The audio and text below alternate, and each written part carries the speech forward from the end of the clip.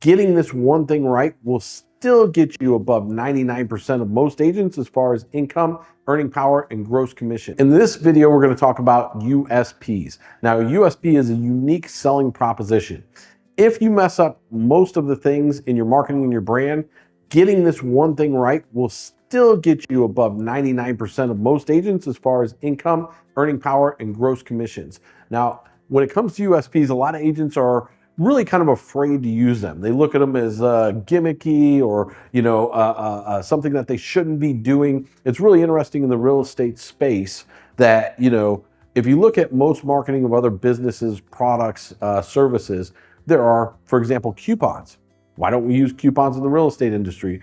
It's just one of those things that has not really been prevalent. So for a lot of agents, this is tough. But I wanted to preface that, and I wanted to show you some examples of USPs outside of the industry. One of the most famous, of course, is Domino's Pizza. Really, that USP built the brand. And if you're not familiar with it, it was hot, fresh to your door in 30 minutes or less, or it's free. Now that put them on the map. And if you think about it, it's the biggest promise that they could make and actually keep. And that was what they put out into the market in order to build their brand and differentiate them from all of the other choices that are out there as far as pizza is concerned. So with your brand, we're going to go into some specific examples of some of the highest, biggest promises you can make and still keep in order to differentiate yourself from all of your competitors in your market, and most importantly, build your brand and loft your business above your competitors. If you think about real estate agents, the most innovative ones, they'll generally have some type of tagline, right? Like the most easy to talk about would be like, Oh my God. All right, he put up some billboards. like spouses selling houses, right? The condo king, right? If you remember the movie American Beauty, that's a real thing, right? Like I was in Branson, Missouri, and there was a billboard for the condo king. He even had the crown on his head. Most agents have some type of a tagline, but they're esoteric, they're meaningless, they don't have any impact or punch as far as the consumer is concerned. And what we want to do is we want to make sure that when they read your USP, they don't forget about it and they don't forget about you. So let's talk about some specific USPs. One of the most famous unique selling propositions for real estate is your home sold in X amount of time, guaranteed, or I'll buy it. Now, this one in particular is my favorite because it's the one that I started with, and it's the one that I became known for in my market. A lot of agents, when they first hear this, they think, oh, I could never do that. That takes a lot of capital. It inspires fear. And what they don't know, and what you might not know, is that this is a very old thing. ERA, as a franchise, used to do this as a franchise wide. And you can look that up. There's still advertisements that exist. You can see that this is a thing that they implemented franchise wide. So for you as a real estate agent, this shouldn't be that daunting of a thing. And what I want to do is I want to go into the specifics of it and how it actually works. So when you're guaranteeing to buy someone's house, and that is your new tagline, that is your new unique selling proposition, number one, it needs to be everywhere that your brand is. It needs to be on your email signature. It needs to be on your billboard. It needs to be on your business card. It needs to be everywhere that you are so that that USP is synonymous with your brand in your market. Now, the goal of this isn't necessarily just to make the phone ring with that promise. It is to differentiate you. So when you are talking to a customer, they're like, oh yeah, you're that agent that buys houses. Yes, I am, right?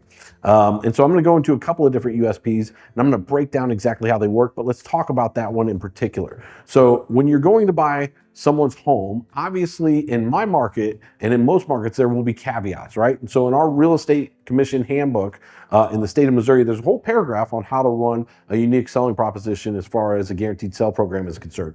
When I first did this, I was at Remax at the time. My broker called me up and said, what is this that you're buying houses? You can't do that. You can't advertise that. I said, yes, I can. And I complied with the Missouri Real Estate Commission's guidelines, and here they are. So I showed her that I had actually done the research. I was in compliance with the rules and regulations, and that was the end of the conversation. So what are the caveats that I used when it was a guaranteed sale program? I'm going to use round numbers, right? But to begin, people would call me up and they'd say, hey, I'm calling about your guaranteed sale program. What will you buy my house for? And obviously there's a script around that. We'll get into that later, but the goal was to get face-to-face with them. We don't buy homes over the phone. When's a good time for us to meet? What you'll want to do is you'll want to have some caveats in place. and you'll want to have an agreement in place. My caveats were as follows. So if the home price was $400,000, the first caveat was I had to buy it at a discount. And back then I would offer 80 to 85% of the fair market value, right? So let's call it 80% to be conservative. Now, the main thing you have to understand is when you're running a program like this, it's your program and it's your checkbook. So the terms can be whatever you decide.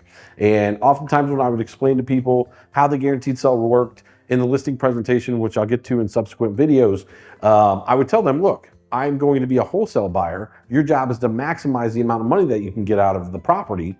I can offer you this, but I could probably get you more money selling it to a consumer.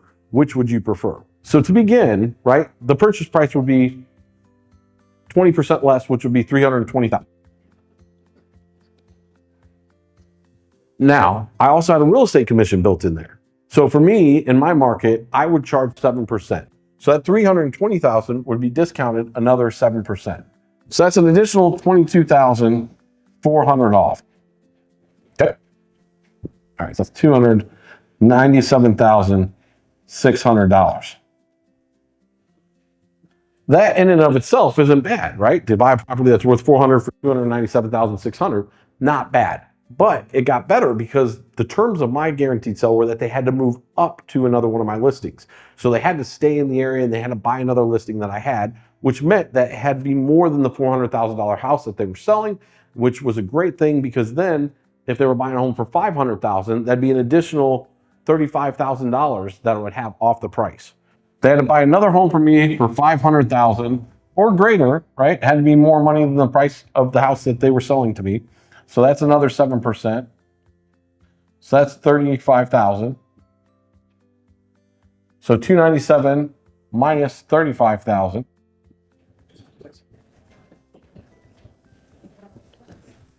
is $262,600 for a home that's worth $400,000. Now, I don't know about you, but I would do that all day long, right? And if you don't, you can find investors that will do that for you. So the caveat was, in giving them the guarantee, number one, I couldn't have more than one home in the hopper. In other words, I couldn't have more than one guarantee out there. And number two, I got to advertise price reductions of the home down to that 80%. The scenario was, most of the time, I would never even get into the position to buy the house because the market would consume it for me. As markets increase, you'll increase the amount that you'll give as far as the offer from 80% to 90% of fair market value. As the market decreases, you'll lower that percentage from 80% to maybe 75 cents on the dollar, maybe even 70 cents on the dollar. Again, the goal isn't to buy the home. Your job is to sell homes, and you want to have a differentiator in your marketplace to really make sure that when you're talking to somebody, they know who you are and it sticks with them. And so when they're looking at all the other options out there, they can call this person whose tagline is honesty and integrity, or they can call this person who says, hey, I have a performance guarantee that will actually give you something of value when you go to do business with me. Now, the inverse of this, when I would go and I would explain this to someone, they say, oh, gee, that doesn't work for us because we're moving out of the area. I'd say, cool, no big deal. Here's the other side of it. Your home is probably a move-up home, not a first-time home. Would you agree? And usually their chests puff out, oh yeah, that's definitely a move-up home. Excellent. So what happens when another agent has your listing is they're going to, if someone has a home to sell, give you what's called a contingent offer, which means your home is off the market until their home sells. If their home doesn't sell, then you have to start over from scratch, right? Putting your home back on the market. In contrast, what I can do is I can actually buy their home so that they can buy yours. So even though you're not getting exactly what you wanted, which is me to buy your home, I'm still going to sell the home for you. And I'm going to have this added benefit for if someone comes to buy your home and they have one to sell, I can buy theirs so that they can buy yours and you don't have to have a contingent contract.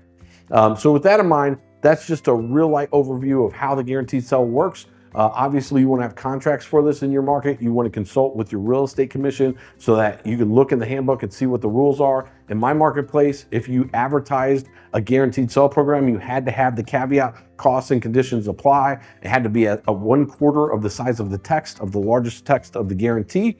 And that was how we would advertise this, and that became what my team and what I was known for. And even years later, after I sold my team, when I was in the grocery store, when I was at the restaurant, people would come up to me, hey, you're that guy that buys houses. To this day, that's how powerful that is. And no one has filled that void in that market. There's still no one else that advertises guaranteed sale. So it's a really easy market to come in, advertise this, and utilize it in that particular market. And it should be in yours as well.